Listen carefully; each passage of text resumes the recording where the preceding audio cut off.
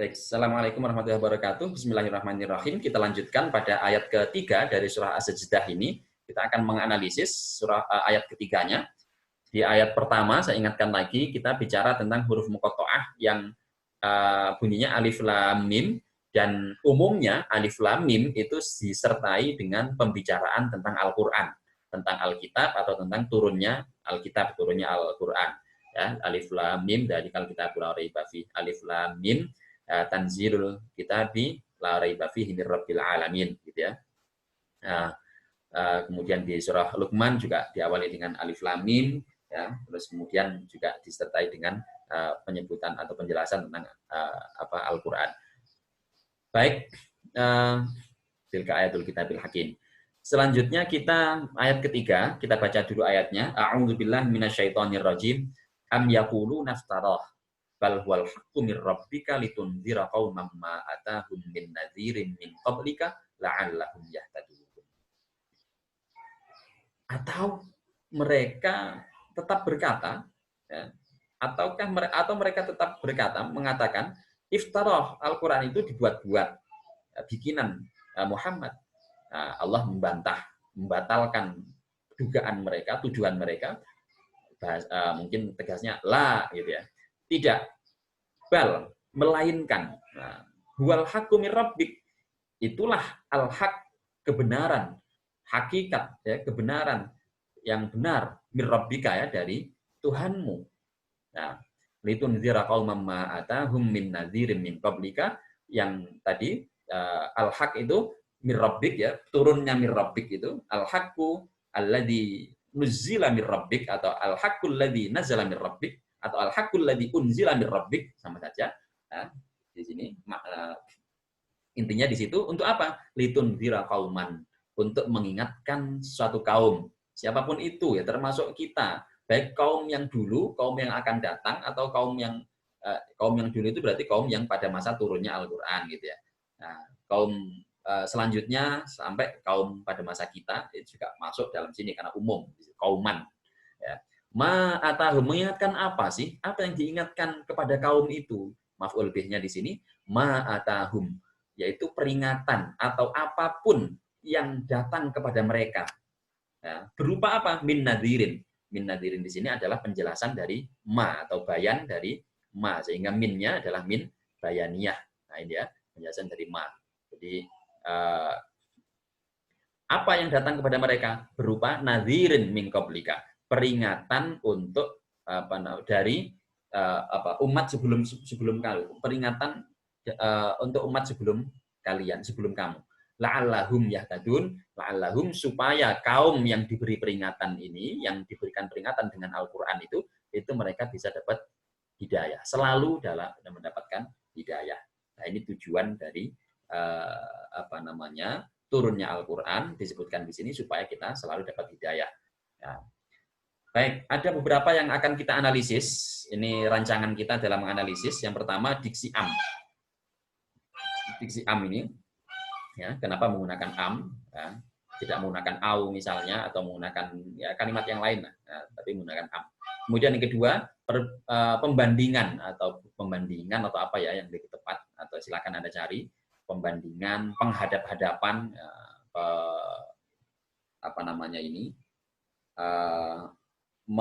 menghadap-hadapkan, membandingkan, melawankan, ya, terserahlah, antara la raiba fihi mir rabbil alamin, la raiba fihi, dengan yaqulu naftarah.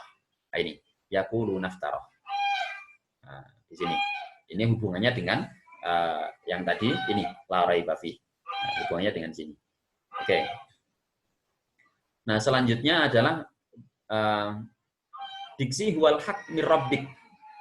Nah, kalau tadi tanzilul kitab la raiba fihi mir rabbil alamin. Nah, sekarang mir rabbik. Ya, al haqqu mir rabbik sekarang. Litunzira qauman ma litunzira qauman ma atahum. Nah, ini penegasan fungsi turunnya Al-Qur'an dari Allah itu adalah litunzira qauman ma atahum. Diksi min nadhiri min qablik. Nah, kemudian tujuan dari inzar la'allahum yahtadun. Di sini ada litunzira, ada la'allahum. Nah, itu Yang mana tujuannya? Tujuan masing-masing ini dua-duanya tujuan. Litundiro tujuan, yahtadun juga tujuan, alam yahtadun tujuan juga. Tapi masing-masing punya referensi yang berbeda, merujuk kepada informasi yang berbeda, penekanan yang berbeda. Baik, kita analisis. Yang pertama diksi am. Kenapa menggunakan am? Ya, am itu di sini maknanya, di sini bukan kok pilihan apa namanya seperti au begitu itu ya, yang artinya apa namanya sekedar atau gitu sebagai penyamaan, itu tidak. Nah, bukan seperti itu. Melainkan di sini apa namanya ya semacam ada keheranan, ada semacam keheranan. Am yaquluna iftara, atau mereka masih tetap gitu, atau semacam menganehkan, ya. Kok bisa begitu? Mereka masih terus berbicara bahwa menuduh bahwa ini adalah dari Muhammad, padahal udah nyata banget kalau itu nggak mungkin dari Muhammad gitu. Kalau mereka menuduh itu syair, syair itu kan ada kaidahnya, ada wazannya, ada qafiyahnya gitu ya. Bisa di taf'il gitu. Nah, itu kira-kira muncul nggak qafiyah-qafiyahnya itu? Muncul nggak sajaknya wazan-wazannya itu pas nggak dengan wazan-wazan baharnya syair itu? Karena syair-syair jahiliyah juga ada wazan-wazan baharnya, juga ada qafiyahnya, tapi ini Al-Qur'an kan tidak pakai itu. Misalnya gitu ya. Itu salah satunya. Am yaquluna naftarah. Nah, jadi di sini untuk menghadapkan sesuatu yang bertolak belakang antara laraib yang yakin nggak ada keraguan bahwa itu turun dari Allah, sekarang dihadapkan dengan sesuatu yang beda banget, yaitu apa? Yaquluna naftarah. Mereka menilai bahwa ini adalah buatan. Nah, makanya pakai am. Gitu ya. Oke.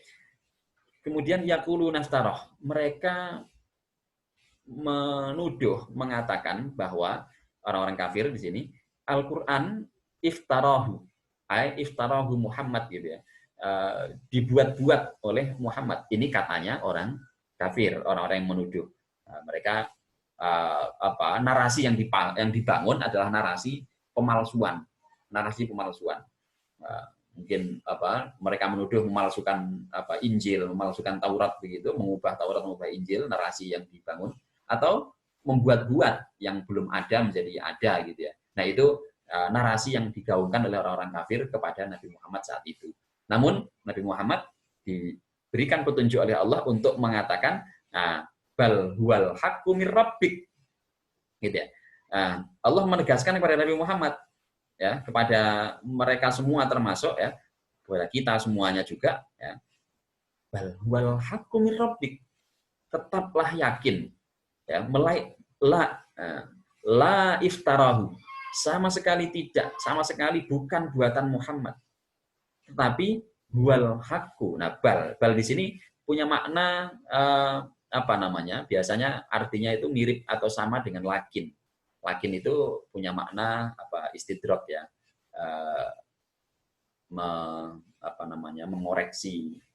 mengoreksi apa yang tadi disampaikan gitu, keliru gitu ya.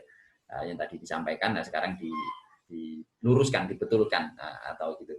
Atau yang tadi nggak tersebutkan sekarang disusulkan gitu. Lakin, jadi yang tadi dia baik, tapi berarti ada yang kurang tuh. Baik, dia baik tapi malas gitu. Jadi itu istidrak. Pengennya ngomong baik, terus ada yang kurang di situ. Nah, disusulkan, tapi malas. Nah, dia tidak dalam arti itu, tidak dalam arti istidrak seperti ini. Tapi ini dalam konteks artinya apa? Dalam arti ibtol. Ya, bukan dalam arti istidrak seperti tadi itu. Ibtol. Ibtol itu apa? Apa yang dibatalkan di sini? Apa yang dibantah di sini? Ini, qauluhum iftarah. Nah, la kama yakulun, la iftarahu, atau la iftarahu, ma iftarahu. Rasulullah tidak membuat-buat, bal, melainkan. Makanya definisi yang tepat kalau menurut saya itu jangan tetapi, tapi melainkan. Sepintas kayak nggak ada bedanya ya antara tetapi dan melainkan. Tapi melainkan itu menunjukkan bahwa benar-benar beda gitu. Bukan itu, melainkan ini. Jadi yang itu tadi sama sekali salah. Tapi kalau tapi itu yang tadi masih diakui. Misalnya kayak tadi, dia baik, tapi males. Baiknya tetap diakui, tetap ada, cuma males. Gitu. Nah kalau ini, melainkan, dia bukan baik, melainkan buruk. Gitu. Nah itu baiknya itu dinafikan sama sekali. Jadi ibtol itu mengandung unsur nafi. Atau melainkan itu mengandung unsur nafi di situ. Menafikan apa? Menafikan apa yang disebutkan sebelumnya. Nah ini bal. Maka diksi bal di sini ini menafikan apa? Menafikan iftirak, dugaan, menafikan kaul nih, iftirak, kauluhum iftirak itu. Nah, terus kemudian ditegaskan huwal haqqu mir rabbik. Nah, yang dipakai untuk menegaskan apa yang diisbat. Nah, di sini mengisbat bahwa huwa itu adalah Alkitab ya. Tanzilul kitab ya. Kita kembali ke ayat sebelumnya ya. Bal huwa yaitu tanzilul kitab ya. Itu adalah yang benar, al-haqqu mir rabbik. Ya, al-haqqu mir rabbik. Adalah satu kebenaran nyata. Al-haqqu itu adalah kebenaran yang nyata, yang kokoh, yang nggak bisa dibantah dengan argumen apapun. Itu al-haq. Ya, kalau shawab itu masih bisa dibantah. Sahih itu masih bisa dibantah. Makanya hadis Nabi itu tidak disebut hadza haditsun haqqun gitu. Tapi hadza haditsun sahihun. Maksudnya sahihun nisbatuhu, sahihatun nisbatuhu ila Rasulillah. Kesahihannya itu tidak disebut hadza haditsun haqqun min Rasulillah begitu. Kenapa? Karena masih bisa dibantah, masih bisa diperdebatkan, masih bisa didiskusikan tentang kesahihannya. Tapi kalau al-haq itu sudah nggak bisa dibantah, nggak bisa diperdebatkan lagi. As-sabit sudah. Mau ada orang menuduh ini menuduh itu, al-haq itu pasti akan terungkap. Pasti akan terungkap. Tapi kalau sahih, shawab, itu masih banyak ihtimal. Makanya anta musibun, kamu benar. Tapi kebenaranmu itu masih temporal, ya. Boleh jadi nanti tidak benar lagi. Atau benar dengan logika begini, tapi logika yang lain bisa keliru. Nah, itu. Tapi kalau al-haqqu dengan logika apapun benar. Keadaannya begitu karena satu, al-haq itu satu. Satu kejadian, satu peristiwanya itu namanya al-haq. Tapi kemudian peristiwa ini muncul banyak laporan. Laporan itu ada yang shawab, ada yang khotok. Nah, laporan berita misalnya ada berita tentang corona. Coronanya satu, ada orang meninggal karena positif COVID-19. Orang meninggalnya satu, itu al-haq. Apakah karena positif COVID-19 terus dia meninggal? Itu shawab. Tapi boleh jadi khotok, boleh jadi keliru. Ya, itu bisa jadi benar menurut satu argumen medis ya bahwa emang ada positif COVID-nya. Sehingga medis mengatakan ini meninggal karena itu. Ternyata pakai pendekatan lain, itu meninggalnya bukan karena COVID, tapi karena stresnya misalnya. Loh, kan sudah berbeda. Jadi shawabnya itu bukan hak. Menyimpulkan bahwa meninggalnya karena COVID atau karena yang lain itu benar, tetapi belum al-haq. Nah, ingat, al-haq itu satu. Al-haq itu satu. Tapi satu ini kemudian kalau dipandang, itu bisa menghasilkan banyak kebenaran memang. Atau banyak shawab, tadi itu banyak benar yang artinya masih relatif. Tadi. Jadi kalau al-haq, kebenarannya itu mutlak. Karena dia satu, as-sabit. Nah, bal wal haqqu. Nah, penurunan Al-Quran itu al-haqqu adalah satu kebenaran yang nyata. Mau dipakai logika apapun, bukti apapun, nyata, benar adanya. Mir rabbika dari Tuhanmu, wahai Muhammad. Nah, jangan pernah ragu dan dengan keyakinanmu itu kamu nanti bisa menunjukkan bahwa, membuktikan bahwa tuduhan mereka keliru, tuduhan bahwa itu buatan kamu, tuduhan mereka itu keliru. Oke. Tujuannya apa tanzilul kitab yang al-haqqu mir rabbik itu? Tujuannya apa? Litundhiro, supaya engkau Muhammad. Nah, ini di sini K-nya itu kembali ke Nabi Muhammad, ini juga sama ya. Tak-nya itu kembali ke Nabi Muhammad. Nah, jadi supaya engkau menunjukkan siapa kauman, siapapun itu, kaum. sekelompok orang. Jadi kita menginzar itu memang idealnya tidak individu per individu, personal personal, tapi yang kita indar itu adalah satu kelompok. Nah, satu kaum.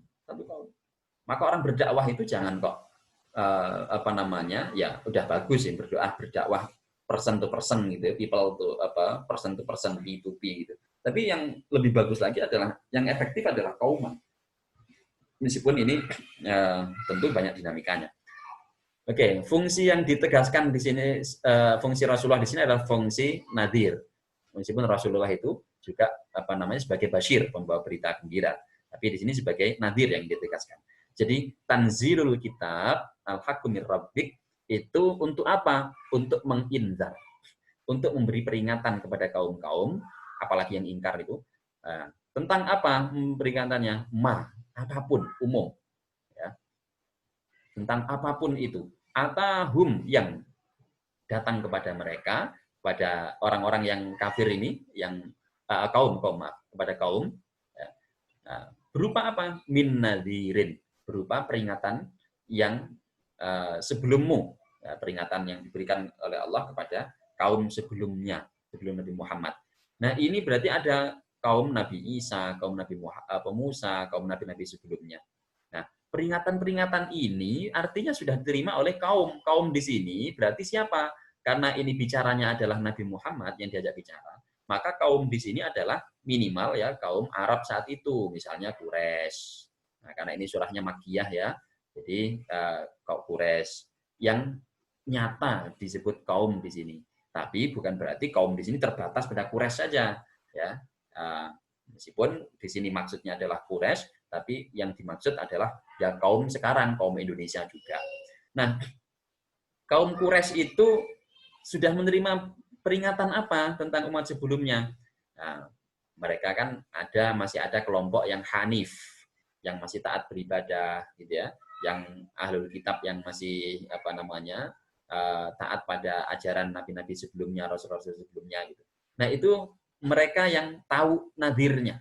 Tapi banyak, ya, lebih banyak di antara mereka yang jahiliyah yang tidak tahu itu atau tidak mau tahu.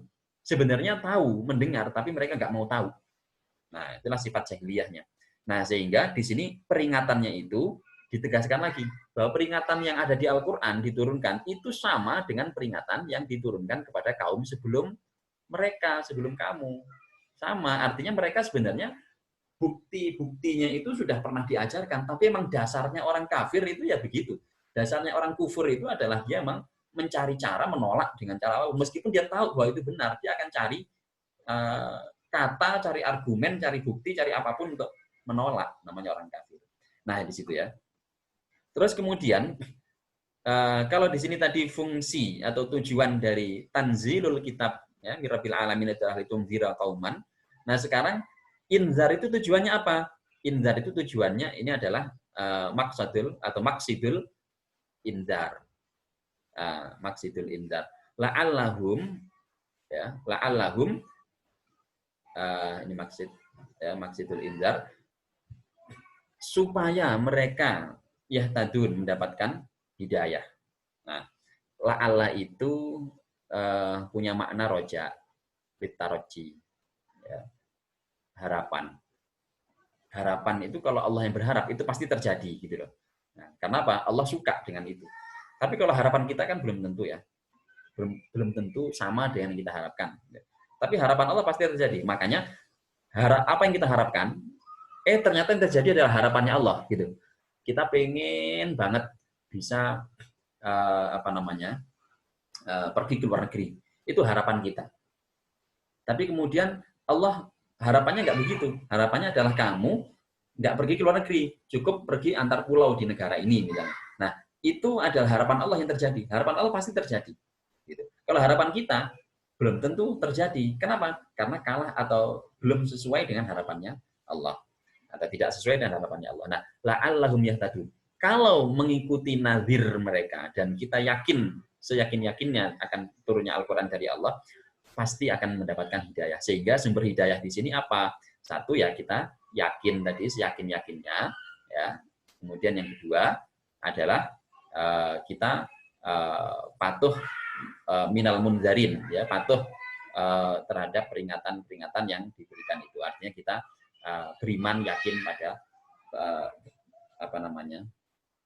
peringatan-peringatan yang dibawa oleh Rasulullah. Nah, ini adalah kunci hidayah, yang tentunya hidayah di sini maknanya adalah hidayah yang sifatnya taufik.